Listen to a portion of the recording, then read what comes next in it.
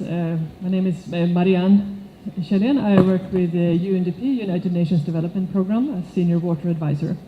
I was asked to speak about the changing paradigm of global poverty. So I will talk about the phenomenon going from the bottom billion to painful inequality. I think whereas the world is doing relatively well in terms of eradicating poverty, the inequalities are on the increase.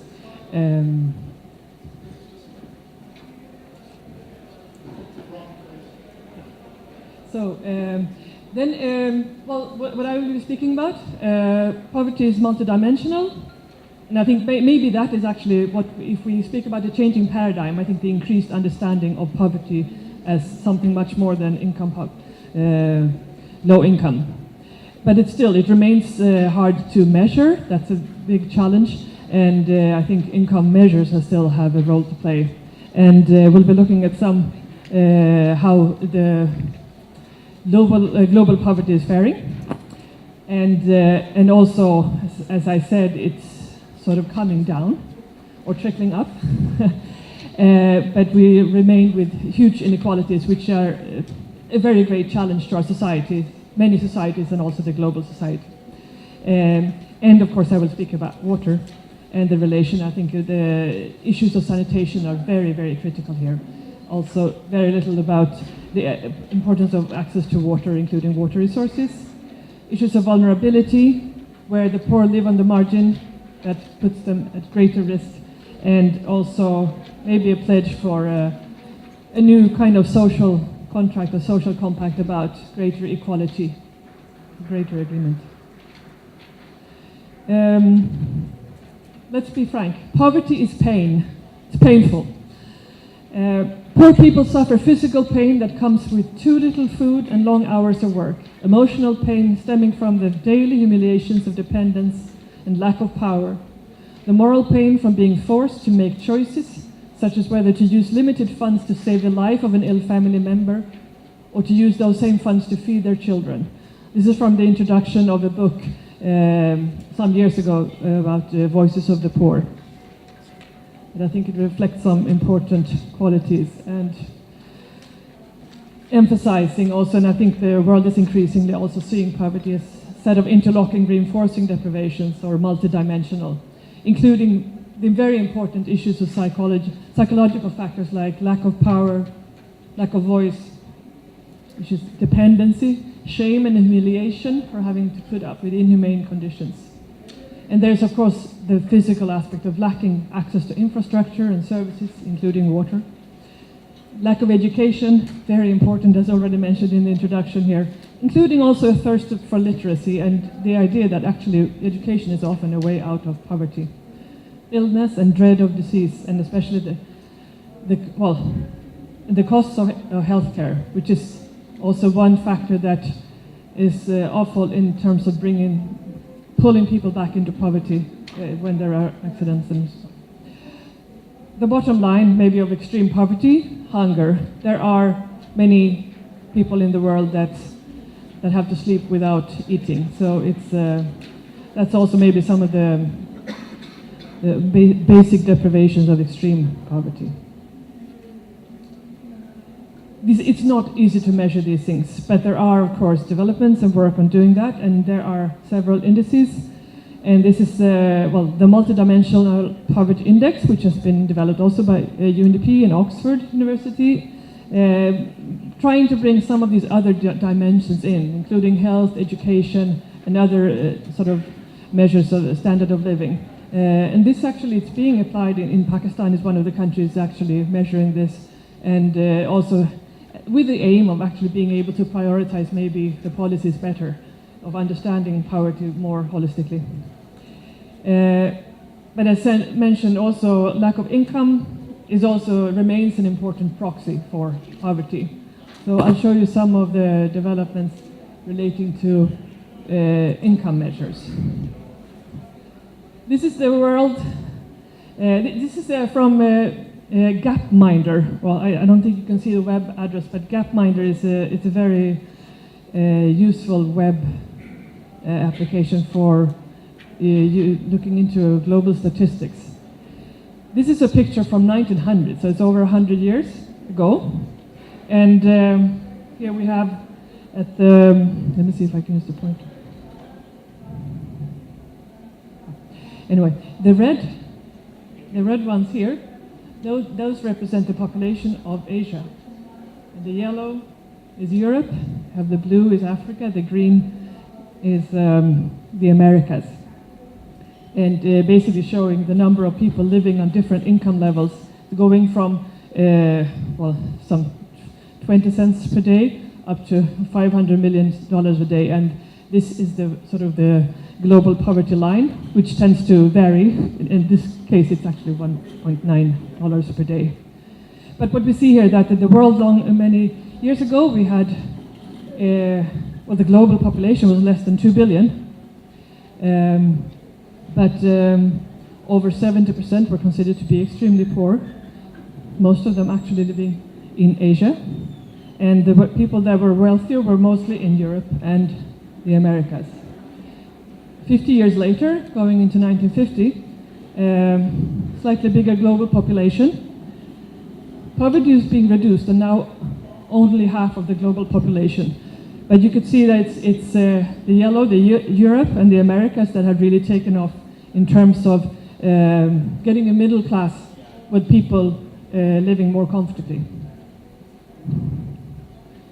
1975, mid-70s, this is the time when the global population was growing at its most rapid rate, standing at a total of over 4 billion. Still half, and we have 2.1 billion poor people, so it's sort of at its global's highest, and it's over 50, well, it's just about 50% of the global population. Asia, represented by the red, if you can see, there is actually here is China and India and Indonesia, and Pakistan is actually number 4 among these lines, if you can see them. But it's still, it's the rapid population growth in all continents, but mostly it's in Europe and America still where we have the wealthy people of the world. And it's a divided world. This is a time where you also, like many of these things you speak about, developed and developing countries, and these kind of divisions that actually don't really apply or make so much sense anymore, but are still used.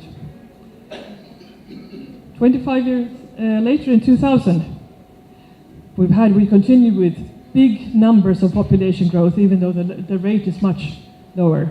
We have a world population of 6 billion. We still have about 2 billion extremely poor, but in relative terms, poverty is really coming down. It's a third of global population. And whereas Europe and the Americas are still relatively wealthy, we have the big population growth in Asia. It's really becoming the middle class of the world. It's really a different world, and it's not a divided world actually that we did have in 2070s in terms of the income levels that people live on.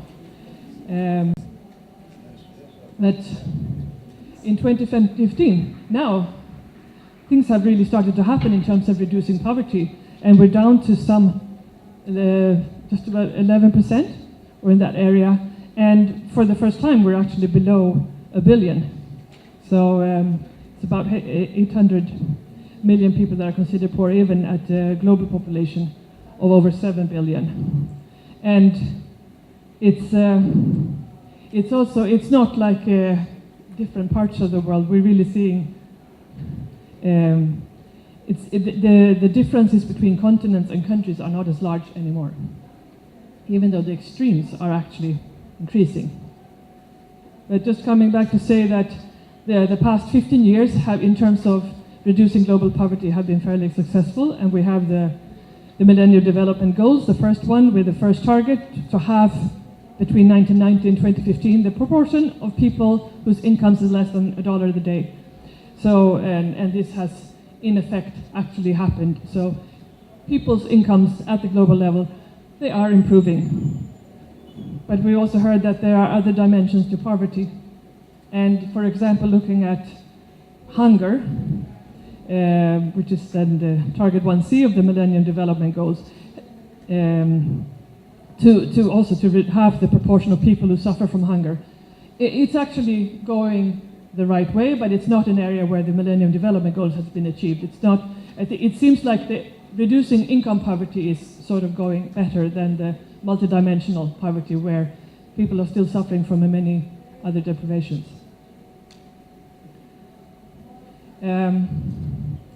This is a graph where showing here the percent of poor, or like extremely poor in a country, or the percent in this side, and sort of putting countries one beside the other, the ones with the greatest share of poor people there, and the ones with the least poor there.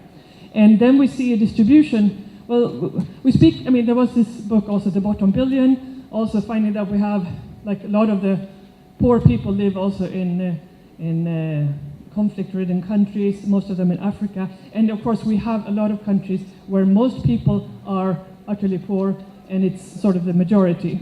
But then there is also a lot of people, and I would suspect that this is China, where you have it all straight here, where some 15%, like the poor is, well, still a minority, but they are living in middle-income countries these days. And especially, and what is actually a lot of international debate about the increasing inequalities is that many quite wealthy countries still have extremely poor people living, even though they are a minority, but of course they are there and living interspersed with high-income people.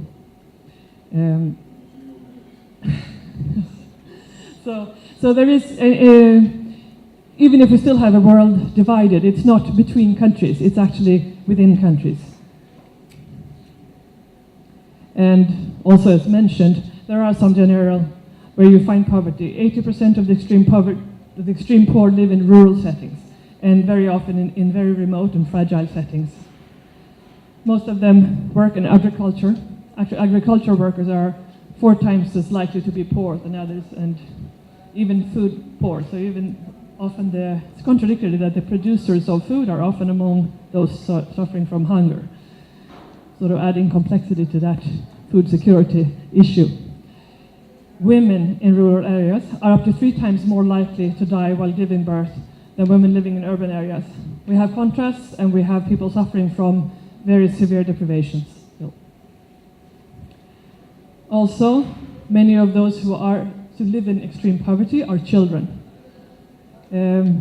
This graph here shows that, well, on this side we have children. This blue is very young children, up to 4, and then up to 10, and then 15, and young adults. So this, among the poor, the extreme poor in the world, 50% are children. And, well, there's still also adults, but compared to sort of the general global population, the adults are much bigger, and especially the older people. So there is actually an increase in also child poverty more on the general. And these are, and of course these children, well, they're not in school, many of them. They have children that often work for the livelihood of themselves and their families. So, still, poverty is decreasing. But we are at the same time seeing increased inequalities. As a recent report says, while poverty levels have improved globally since the 1980s, and inequality between countries have declined considerably, inequality within countries is at historic high.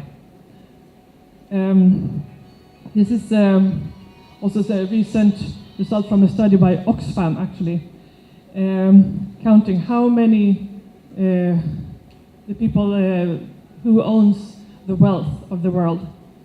And it's starting. So basically here, in terms of the asset, 8 people own as much as wealth as the poorest half of the population. So this, to me, this is a new statistic.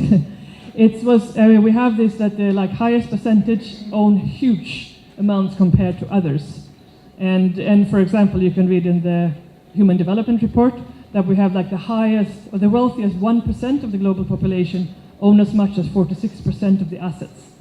So you see tiny percent up there owns nearly half of the assets of the world.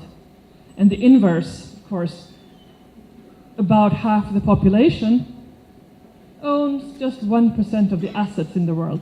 And in this research of Oxfam, presented by IDEA in this Global Democracy report, also increases that if you forget about the wealthiest 1% and just take the 8 people, they still have a sizable share of the assets, amounting then to the 1% that the poorer half of the global population owns, so the equivalent of that. So, well, this is what we see in a world where we're at its highest when it comes to extreme inequalities. But it's a bit difficult. It's also contradictory. You have, at the same time, whereas we see that the absolute inequalities are actually going up, the relative inequality is going down as a consequence of the sort of improved or reduced poverty. Actually, if you have the poor lives on $1 a day and the wealthy on $10 a day, then the poor maybe moves up to $2 a day and the wealthy to 20. That is so the relative is the same there, but the absolute difference increases. And so that's what we're seeing. So maybe the poor have come up actually to 3, whereas the wealthy remain on 20, means the relative inequalities are going down, which is nice, that's very good. At the same time, we do have inequalities in absolute terms are increasing, and again at their historic high. And so, is this a problem? Well, yes. It's, I think it's one of the main threats to world peace and stability. There are, like these inequalities, they undermine the well-being of marginal people. And there are, for example, in health, you have anybody who's sort of at a lower strata in any social hierarchy tends to suffer higher levels of ill health. So there is, even relative poverty is sort of detrimental to health. There are health costs of these people sort of being below others, just apart from any issue of the absolute poverty. And also, of course, this extreme, it increases the power of the very wealthy that also can skew policies and politics of the world in a way. So this risks actually excluding groups of society from political processes and putting biases in the provision of education, health, other things when some people are so influential, and exacerbating distrust. And maybe that is one of the most pernicious things about inequalities, having these societies divided within countries. It's that it erodes the trust that we so much need for our improved water management, if nothing else. Trust is extremely important for a society to live together, and these inequalities are threatening that. Yes, sorry, yeah. So then, okay, so let me just then show in the area of water, we have this is an example from Nairobi, I just showed. This is the cumulative percentage of water as distributed and to how many people. So then we have what this one is showing. This is the perfect inequality, and then what's happening in reality is the red line, that 10% of the people then consume 45% of the water in that city, and I think similar studies could probably be done to Karachi. I will go to the conclusion, just to mention that we have the big issues when it comes to also poverty. Sanitation is really the drama in poor areas. And as mentioned, the world's primary schools, there's a lack of sanitation facilities. Girls are also much more prone to be collecting water. This is detrimental to education and also water management. Otherwise, I would say that it's access to resources is all types of resources, of course, for the poor. And I will not go into this mention vulnerability to catastrophes. So people living on the margin are susceptible also to the natural and economic disasters and have much less resources to cope. So I will go very quickly just to say that my plea for, access to resources, inclusive growth as a starter, and a new social contract for equality, and hopefully we have the beginnings of that with the Sustainable Development Goals. For example, we have Target 1.4 is that actually world leaders have come together to state that, for example, by 2030, ensure that all men and women, in particular the poor and the vulnerable, have equal rights to economic resources, as well as access to basic services, ownership and control over land and other forms of property, inheritance, natural resources, appropriate new technology and financial services, including microfinance. So, well, the world has actually already committed to this. So, I think also in the area of water we can do a lot to help fulfill this. Thank you very much for your attention.